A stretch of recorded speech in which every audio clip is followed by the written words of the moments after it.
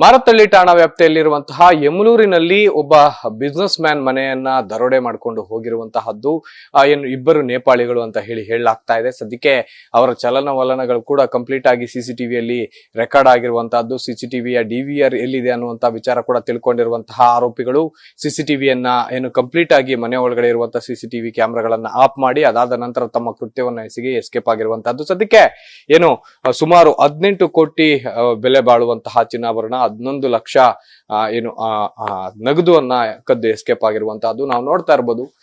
ಸಾಕಷ್ಟು ದೊಡ್ಡ ಪ್ರಮಾಣದಲ್ಲಿರುವಂತಹ ಈ ಒಂದು ಲಾಕರ್ ಏನಿದೆ, ಈ ಒಂದು ಲಾಕರ್ ಅನ್ನ ಮುರಿದು ಇದರಲ್ಲಿ ಇದ್ದಂತ ಅಷ್ಟು ಚಿನ್ನಾಭರಣ ಜೊತೆಗೆ ನಗದುವನ್ನ ದೋಚಿ ಎಸ್ಕೇಪ್ ಆಗಿರುವಂತಹದ್ದು. ಕಂಪ್ಲೀಟ್ ಆಗಿ ಎಲ್ಲೋ ಒಂದ್ ಕಡೆ ಏನು ಒಂದು ಲಾಕರ್ ನಲ್ಲಿ ನಾವು ಇಟ್ರೆ ಸೇಫ್ ಆಗಿರುತ್ತೆ, ಯಾವುದೇ ರೀತಿಯಾದಂತಹ ತೊಂದರೆ ಆಗಲ್ಲ ಅನ್ನುವಂತಹ ಒಂದು ವಿಚಾರ ಇರುತ್ತೆ. ಆದ್ರೆ ಇಲ್ಲಿ ಇಷ್ಟು ದೊಡ್ಡ ಪ್ರಮಾಣದ ಒಂದು ಲಾಕರ್ ಅನ್ನೇ ಅವರು ಮುರಿದು, ಅಂದ್ರೆ ಯಾವುದೇ ರೀತಿಯಾದಂತಹ ಗ್ಯಾಸ್ ಕಟರ್ ನ ಕೂಡ ಯೂಸ್ ಮಾಡದೆ ಒಂದು ಕಬ್ಬಿಣದ ರಾಡ್ ಗಳನ್ನ ಯೂಸ್ ಮಾಡಿಕೊಂಡು ಕಂಪ್ಲೀಟ್ ಆಗಿ ಅದನ್ನ ಮುರಿದು ಇದರಲ್ಲಿರುವಂತಹ ಎಲ್ಲ ಕಂಪ್ಲೀಟ್ ಇದನ್ನ ದೋಚ್ಕೊಂಡು ಹೋಗಿರುವಂತಹದ್ದು. ಮತ್ತೊಂದು ಲಾಕರ್ ನ ಡೋರ್ ಅನ್ನು ಕೂಡ ನಿಮ್ಗೆ ತೋರಿಸುವಂತ ಪ್ರಯತ್ನ ಪಡ್ತೀನಿ.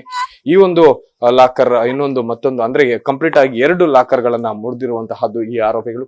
ಈ ಒಂದು ಲಾಕರ್ ನ ಡೋರ್ ಅನ್ನ ಕೂಡ ನಾವು ನೋಡ್ತಾ ಇರ್ಬೋದು, ಎಷ್ಟು ದೊಡ್ಡದಾಗಿದೆ, ಜೊತೆಗೆ ಎಷ್ಟು ಮೆಟಲ್ ಯಾವ ರೀತಿಯಾಗಿ ಸ್ಟ್ರಾಂಗ್ ಆಗಿದೆ ಅನ್ನುವಂತಹದ್ದು.